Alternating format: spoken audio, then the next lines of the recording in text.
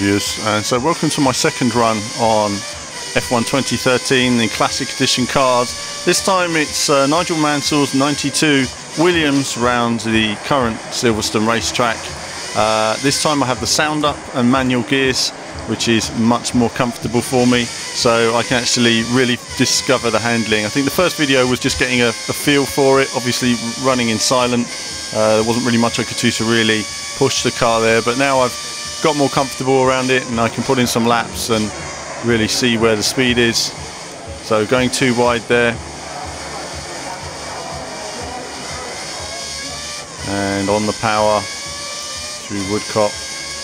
I still think this Woodcott's a great corner. It's great to see how quick the cars accelerate out of Luffield. It's if you ever get the chance to go to Silverstone, it just shows it's the acceleration of a Formula One car that is just mind-blowing, corner after corner. Absolutely fantastic. Through the Maggots and Beckett section, carry lots of speed through there. So remember, the gears are slightly different. You have the 7 gears in the current Formula One car, but here you have the 6 gears, and so the gearing will be ever so slightly different from this third gear in the final part there. You might be able to take that in fourth in a modern F1 car. So it's understanding where the speed is, where the pace is, and around Stowe there, it's not too bad. This is where it's really tricky, and I've made a mistake on my my videos, really, because I've turned off traction control, and these cars all ran with extensive traction control, and so they are quite difficult to drive in the slow corners.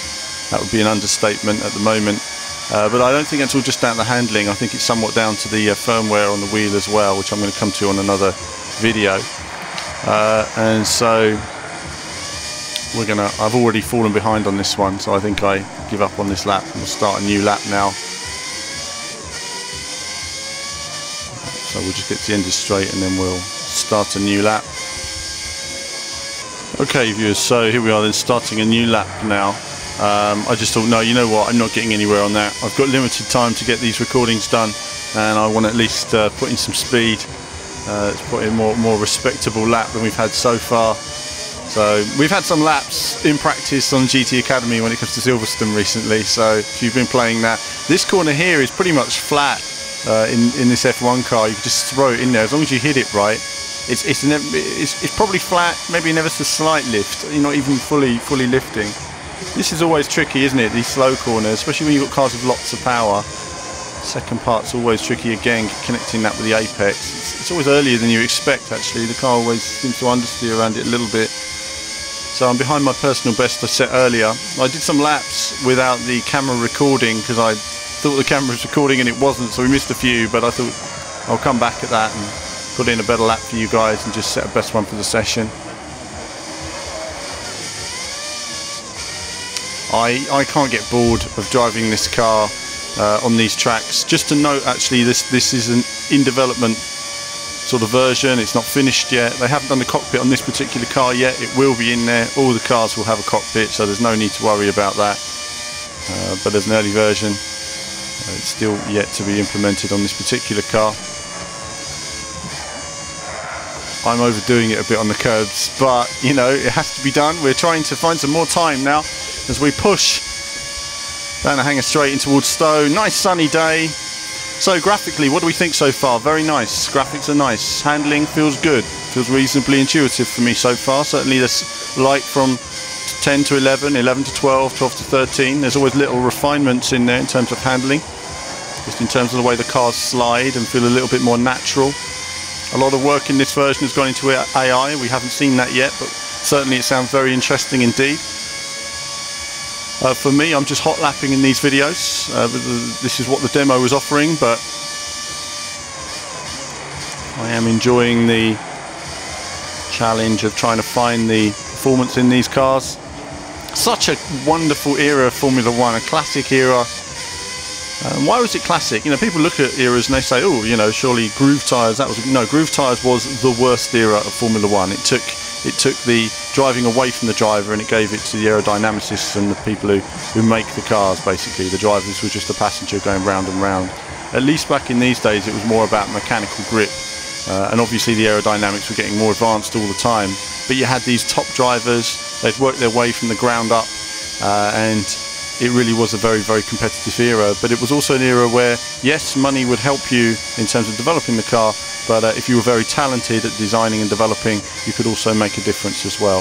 Of course, the 90s was probably the end of that era. After that, it became big and corporate, and nowadays, if you haven't got, you know, 250 million pounds, you are unlikely to make a team that's going to compete for points. I mean, even now, you look at Marussia with their 50 million pounds, whatever they have a year, it just can't compete with the 500 million plus unlimited budget of, say, Red Bull. So technology in Formula One, they've done a lot over recent years to restrict the budgets. They did have a budget plan of restricting something like 40 million pounds a year, but it's just not going to work really, because you're always going to get a team that wants to win, and they'll simply spread their resources, make it hard to find, and you know, it's never going to be fair in that way. So they need to be realistic and transparent that people with more money are going to have more room for investment. But that's me rambling about Formula One stuff as I again trying to connect up with the apexes through these corners, getting there a little bit closer every lap, learning how to get on the power a bit more. This is what it's all about. No one's perfect on their first go. Even the best players in the world aren't perfect on their first go. In fact, they turn up to these events sometimes and fall off every corner. You would be very surprised. It's very different driving this on a video or under pressure at a live event when you have just a few limited laps than it is playing in your room for hours when there's no pressure on you to perform in any way. And I'm nice and comfortable with this car now. I can do laps in this all day. It certainly was a lot of fun. The sound as well, a note to the audio was very good. Again, the mic, I should point out, wasn't picking up all the audio, wasn't picking up the bass, but the audio here is very impressive actually. They're doing a great job with it so far. I look forward to seeing the final game and how it all sounds and feels, how it's all put together. Again, those that are perceptive will have noticed the 92 HUD. Again, the HUD has changed to replicate the BBC coverage, if you like, of the era. Which is nice to see.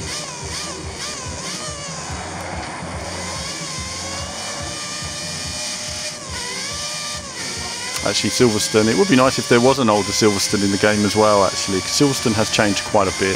It's a lot more advanced now than it did then.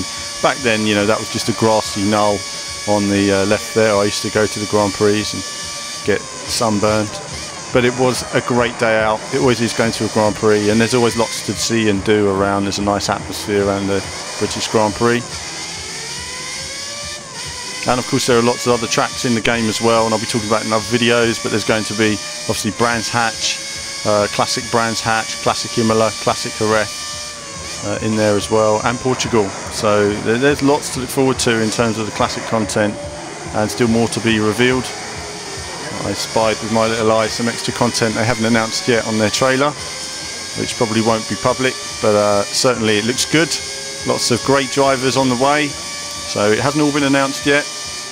I'm not going too much into it in these racing videos. I'm going to save that for another video where we look a bit more analytically at the packages, how they're split, and what you can look forward to. So connecting up better this time, getting closer every lap, improving the pace, getting closer to the apexes, improving the gear changes. This is what it's all about. This is a practice session.